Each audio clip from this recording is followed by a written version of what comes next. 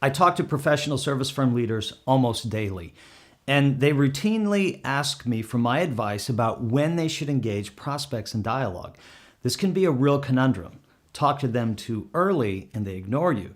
Talk to them too late and you miss opportunities. Knowing when to engage in dialogue is challenging, but there is often an even bigger challenge, knowing who to talk to. For business development and salespeople, these two questions are of paramount importance: who and when. Now, I'm not going to promise you a silver bullet here because the truth of the matter is that we haven't found one yet. But we have found a guiding principle that is very effective, and it goes like this: talk to the right people at the right time, and the right things will happen. This is quite tricky. The people have to be right, and the time has to be right for you to have conversations that produce deals. So how can you know who is right and when the time is right? I'd like to share some insights here to show you what's working today.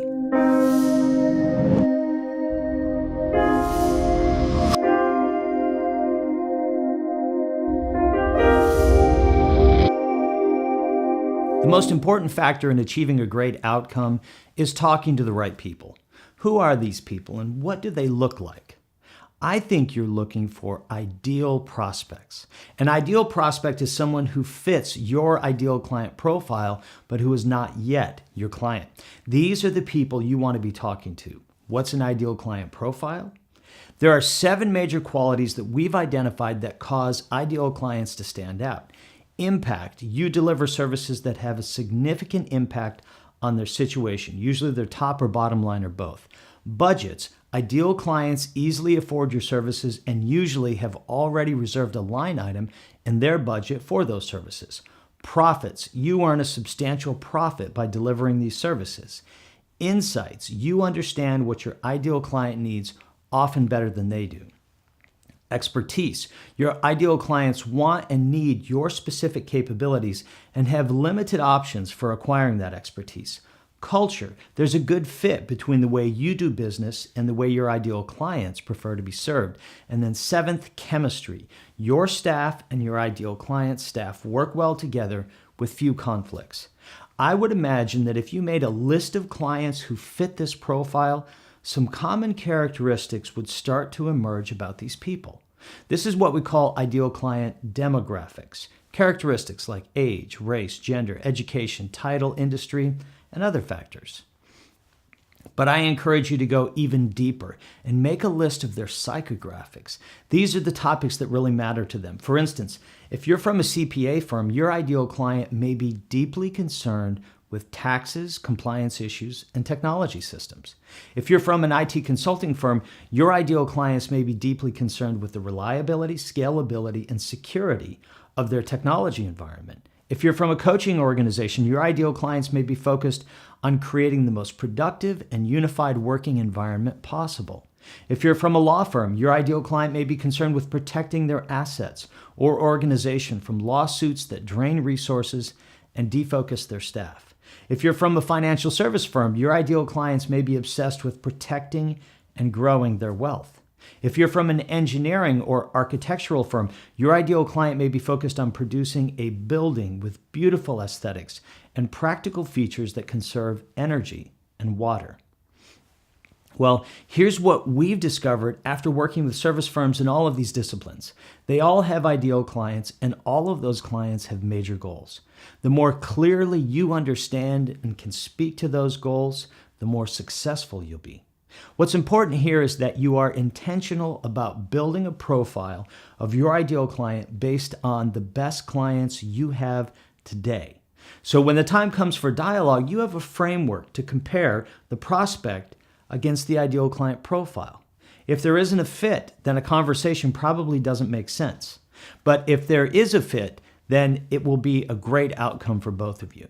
LinkedIn makes it very easy today to see how closely someone matches up against your ideal client profile.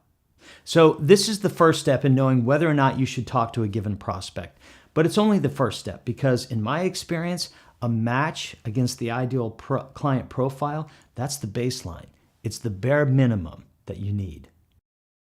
Once you understand who you need to talk to, you then need to come to one of the trickier parts of this equation: when to talk to them. This is not an easy thing to figure out these days, and for several reasons. Well, here's the approach that we find that works best. Be mindful of the new 90-10 rule. Build a content marketing plan that pulls prospects toward your ideas. Deploy marketing automation so you can see who is engaging. And fourth, be diplomatic in your outreach efforts to prospects who are leaning in. Let's look at each of these key areas. The new 90-10 rule holds that organic prospects want to take 90% of their inbound journey before they have a conversation with anyone at your company. Dialogue is now at the end of the journey for them, and that is a massive shift to how things were just a few years ago. This used to be the exact opposite. In the past, when a prospect wanted to know more about a company, they would typically place a phone call first and get an appointment to speak with a consultant. Those days are nearly over. The 90-10 rule has given rise to a new type of prospect. I call them the self-persuading prospect. These people now want to make their inbound journey completely autonomously, on their own, and without talking to a real human being. As they progress on this journey, they are determining whether or not you are right for them. Now, they're making this calculation almost 100% based on what they discover in your digital ecosystem, your website, emails, LinkedIn profiles, and other digital assets. But mostly, they're looking at your ideas to discern whether or not they find them insightful, applicable, and appropriate for their goals.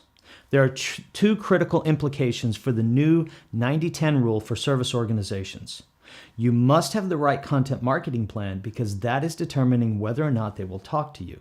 And you must deploy marketing automation so you can see who is engaged and be prepared to talk to them. We find that most prospects today will only move inbound in your direction if you give them great ideas. But more often than not, the best prospects with great budgets are also time-starved. They don't have enough time in the day to do everything that needs to get done. This means you need to give them ideas that fit their time requirements. For instance, some prospects are just starting their journey and don't have a lot of time to do a lot of research about your ideas. This is why you need short-form content, kind of like this blog. Some prospects need a lot more information because they're trying to decide simultaneously between service providers and service approaches. In other words, some prospects will be looking at more than one service provider and will also be looking at the approach that they think each service provider might recommend. That's a lot of information to take in and digest. This is why you need a content marketing plan that respects the time available to your prospects based on where they are in their journey. Short-form pieces like blog posts are great for prospects just getting started. But long-form pieces like ebooks are great for prospects who want to do a deeper dive analysis on your ideas and approach. As prospects are consuming your information, you're persuading them that you are the partner they need. But this often feels like a cat and mouse game. Why? Because they won't let you know how valuable and influential your ideas are for them until after they've made up their mind that you're right for them.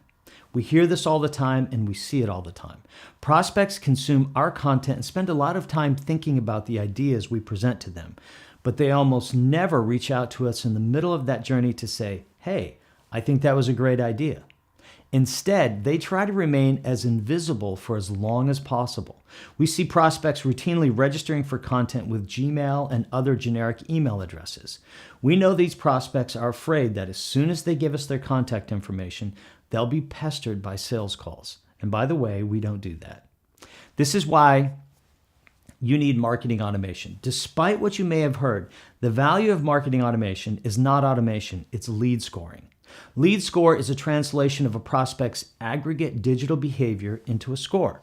For instance, let's assume a prospect opens an email, 2 points, clicks on an email, 3 points, visits a web page, 5 points, fills out a form for an ebook, 25 points, downloads the ebook, 20 points, visits a pricing page, 30 points, and visits a service page that is featured in the ebook, 10 points. Their digital behavior suggests that they are definitely interested in your ideas and are on some type of a search. They wouldn't spend time doing this if they weren't interested. If your email, webpage, ebook, and services pages are all about the same topic, you can know with a high degree of confidence that they are considering your ideas for that topic. That's a great start. This is why marketing automation is so powerful these days. If you don't have marketing automation, this prospect might be completely invisible to you.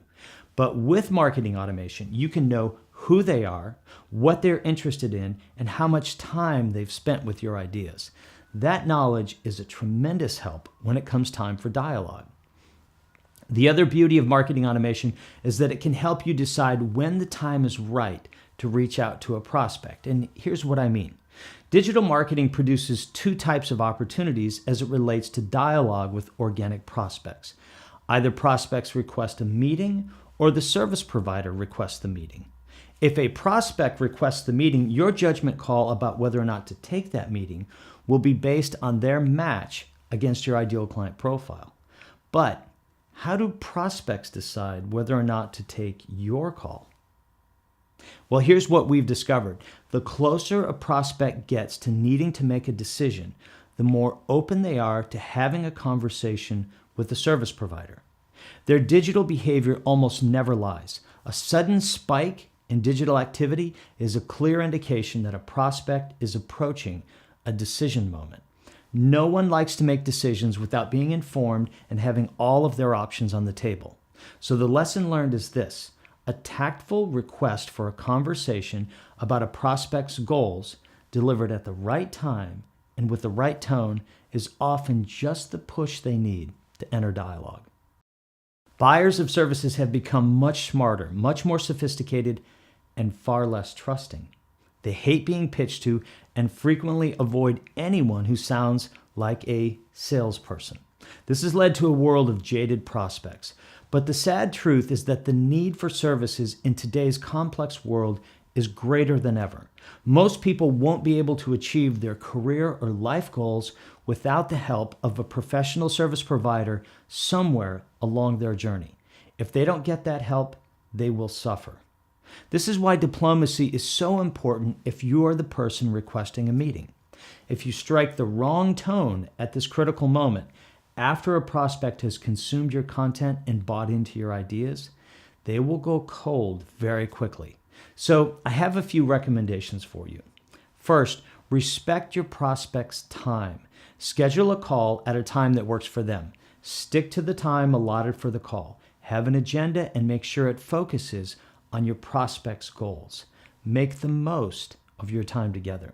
Second, at the beginning of the call, ask this key question: what would be the ideal outcome for you of our time together today? Then do everything in your power to ensure you deliver against that. Third, learn everything you can about the prospect before the call.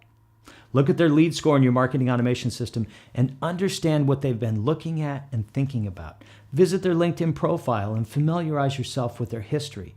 Visit their website and learn everything you can there. If you follow these guidelines, you greatly increase your chances of talking to the right people at the right time. These ideas, in fact, are part of a larger strategy that is really effective. I've written an ebook about this that's called 10 Reasons Service Firms Need Marketing Automation Now. If you like the ideas in this blog post, you'll love the ebook. It's free and available on our website right now.